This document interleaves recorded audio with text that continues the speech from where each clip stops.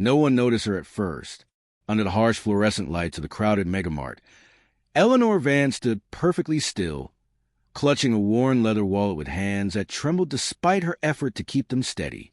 At just 27 years old, she carried a weight far heavier than the thin winter coat on her shoulders. It was a weight of responsibility, fear, and love all wrapped into one fragile bundle. Her daughter, Daisy. Daisy was nearly a year old, a soft, bright miracle with a button nose and wide blue eyes that seemed to hold the sky itself.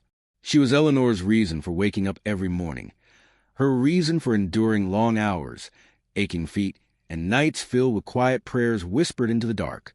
But love, Eleanor was learning, did not always stretch far enough to cover the cost of survival. Her shopping cart held only the bare essentials: a loaf of store-brand bread, a small tub of oatmeal, a bag of frozen vegetables, 2 jars of baby food, and the one thing that mattered most, a large blue can of hypoallergenic infant formula. The doctor had been firm.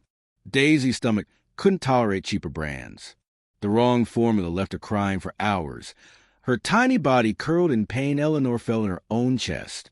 Eleanor had promised herself she would always find a way. She would skip meals. She would take extra shifts. She would do whatever it took. Tonight, she was running out of ways.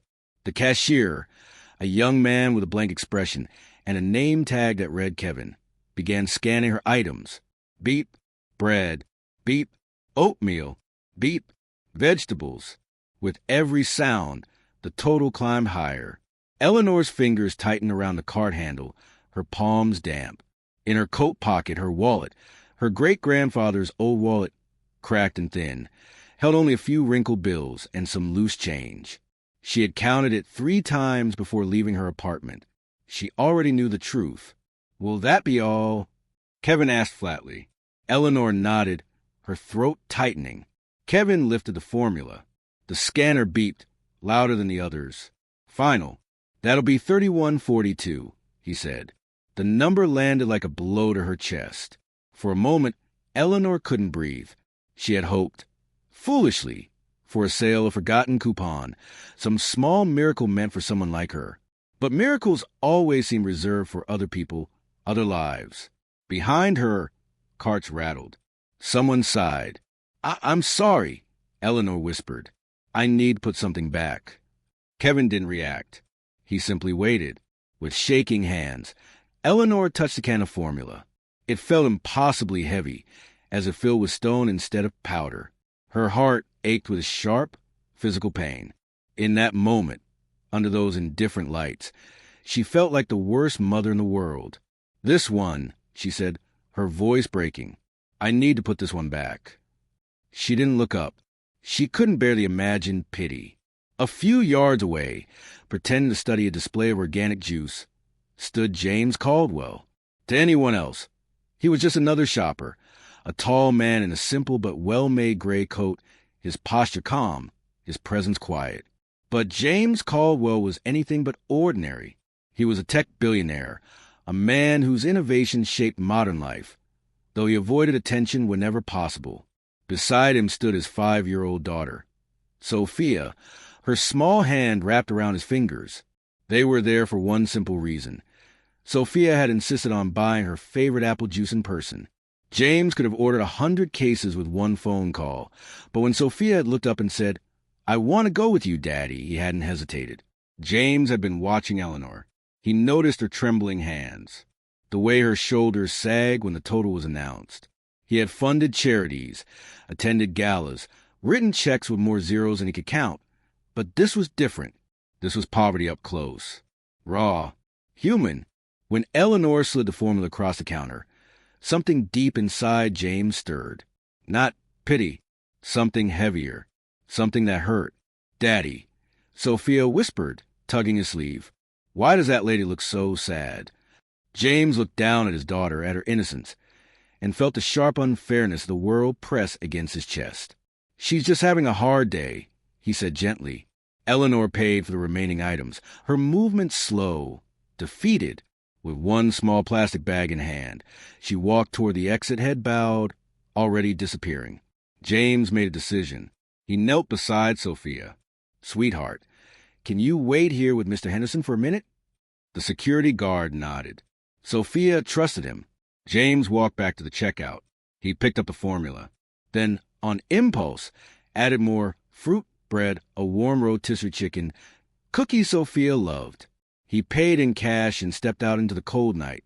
He found Eleanor at the bus stop at the far edge of the parking lot, sitting alone on a metal bench, her bag at her feet, staring into nothing. "Excuse me," he said softly. She jumped. "I think you forgot this," he said, holding out the bag with the formula. "I didn't forget it," Eleanor said quietly. "I couldn't afford it." "I know," James replied. "That's why I bought it for you." She stared at him, stunned. "I can't take that," she said, pride rising like armor. "Please," James said. "Your daughter needs it." He glanced at her diaper bag. "You have a little one?" Eleanor swallowed. "Her name is Daisy." "That's beautiful," James said. "I have a daughter, too. Sophia. She's 5. He held out the bag again. From one parent to another, Eleanor hesitated only a moment before love won. Tears blurred her vision as she took the bag. "Thank you," she whispered. James offered her a ride home. She tried to refuse. He insisted. Moments later, Eleanor sat in the back of a sleek car that felt like another universe. Sophia smiled shyly at her. Eleanor smiled back, for the first time that night, genuinely. When they reached her apartment building, James carried her bags upstairs. The hallway was dim, the carpet worn. Eleanor felt exposed. Inside, Daisy gurgled happily from her playpen. James stood in the doorway, watching Eleanor scoop her daughter into her arms, watching love fill the room. "She's perfect," he said quietly. As he left, something unfamiliar bloomed in James's chest. Hope. Neither of them knew it yet, but that single kind of formula was only the beginning. The days after the night at Mega Mart felt different for Eleanor Vance. Nothing about her circumstances had magically changed overnight. Her apartment was still small, her paycheck still painfully thin, and her worries still lined up like shadows at the edge of every thought. And yet, something inside her had shifted. The heavy gray fog that followed her for months felt thinner now, pierced by a fragile but undeniable light. Someone had seen her, not judged her, not pitted her, seen her that night. After Daisy was asleep, Eleanor sat at her tiny kitchen table with a cup of tea growing cold between her palms. The can of formula sat on the counter, impossibly bright, in the dim room. She replayed the moment again and again. The stranger's voice, his calm kindness, the way he spoke to her like an equal. His name was James. His daughter was Sophia. She doubted she would ever see him again. Some kindnesses, she thought, were meant to exist only once, like shooting stars. But the hope he left behind refused to fade. For months, Eleanor had lived in survival mode. Wake up, work, endure, repeat. Dreams were luxuries she couldn't afford. But now, a quiet thought took root, tentative, frightening, persistent. Daisy deserves more. And maybe, so do I. The next morning, Eleanor moved with new purpose. While Daisy napped, Eleanor didn't turn on the TV. She pulled out paper and began writing down her skills. Reliable, organized, good with people. She remembered the receptionist job she'd once had at a law firm, work she'd been good at but had to abandon when childcare became impossible. She searched job listings, pushing past a familiar discouragement. That's when she saw it. An administrative position at a local veterans community center. The work mattered. She applied. Across town, James Caldwell found himself equally unsettled. Board meetings blurred together. Numbers lost meaning. His thoughts kept drifting back to grocery store, to Eleanor's dignity, her pride, the fierce love she had for Daisy. He had felt more human in 10 minutes outside her apartment than he had in years of boardrooms and galas. James had lost his wife 3 years earlier. Wealth insulated him from many things, but not loneliness.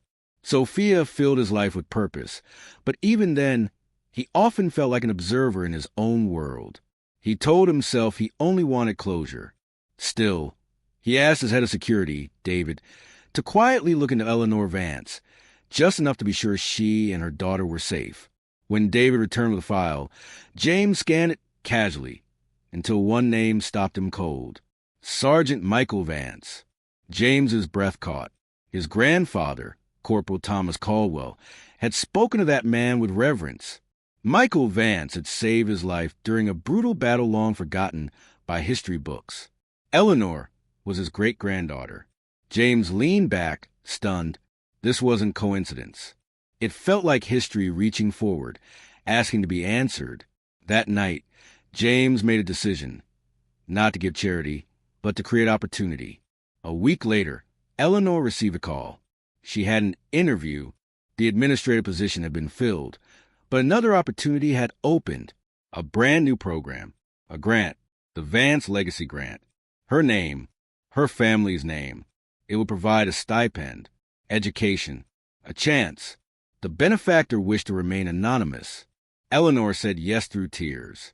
She moved to a safer apartment, enrolled in school, built routines. Daisy thrived. Eleanor studied late into the night, fueled by coffee and determination. She never connected the anonymous benefactor to the man from the grocery store. To her, those were two separate miracles.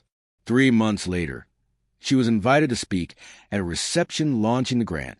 That night, Eleanor walked into the community center and saw James. Recognition struck like lightning. Mrs. Gable made the introduction official. James Caldwell, the benefactor, the man from the grocery store. Everything clicked. Outside on the patio, James told her the truth about their grandfathers, about honor, about debts that never expire. Eleanor listened, heart pounding, shame melting away. This wasn't charity. It was legacy. Inside, Eleanor spoke from the heart, about motherhood, about fear, about being seen. When she finished, the room erupted in applause. James watched with pride. Not everyone applauded. Penelope Covington did not. What followed was subtle at first. Whispers, doubts, poisoned suggestions. Penelope questioned Eleanor's worth, her relationship with James, the integrity of the grant itself. When the board called a review, Eleanor didn't shrink. She stood. She spoke. And James answered with truth. Documents, photographs, his grandfather's journal. History itself stood witness. The board voted unanimously. The grant expanded. Penelope resigned. 2 years later, Eleanor had a degree, a career, purpose. The Vance Legacy Grant had helped dozens of families. On a sunny afternoon, Eleanor and James sat on a blanket in the park. Daisy and Sophia played nearby, laughing like sisters. Eleanor leaned against James. "It started with a can of formula," she said softly. James smiled, "and became a legacy." They watched their daughters play, knowing the truth at last. Kindness echoes. Honor endures. And sometimes, a single moment in a grocery store can change everything.